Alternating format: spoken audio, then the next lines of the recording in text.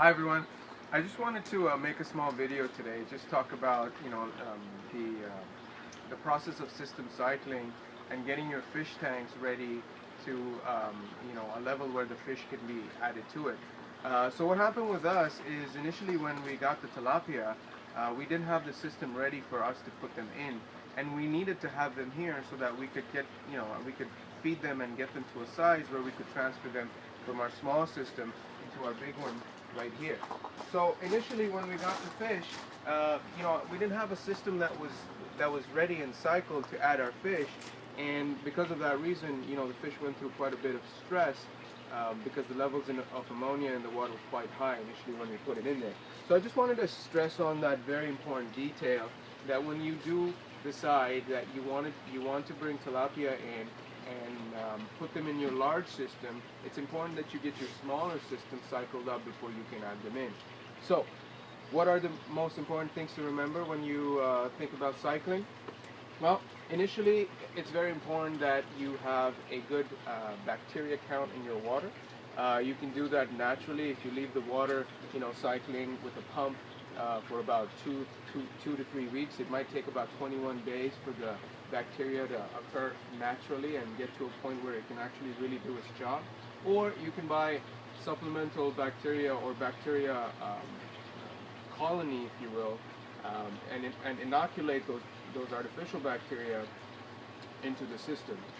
So those are the two choices, but that's one of the most important points to remember, because what happens is that when you do put the fish in, the ammonia level spikes up because of the fish waste, and then if the bacteria is not available there to break down that waste, then the ammonia builds up quite rapidly and can stress the fish quite a bit.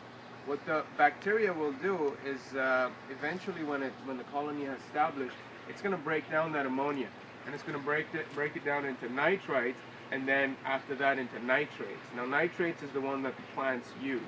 So in this case, it's important to remember two of the most important, in my opinion, the most important factors to consider when talking about water chemistry to keep your bacteria level optimum. Number one is pH. You want to make sure that your pH is always optimum. So tilapia here, they like pH somewhere, between 7 and 8. And the bacteria that we need to convert the ammonia into nitrates also prefer about the same range, about 7.2 to 8. So you want to keep the water at that level, because what happens is that if the water gets too acidic, let's say if it falls below 6.5, bacteria activity will become very inhibited. And that's not good, because then none of that ammonia is going to get converted into nitrites and then nitrates. And the other thing you want to keep in mind is just keeping the water clean and oxygenated, because good oxygen levels, I'd recommend about 5 ppm, which is I think a good level.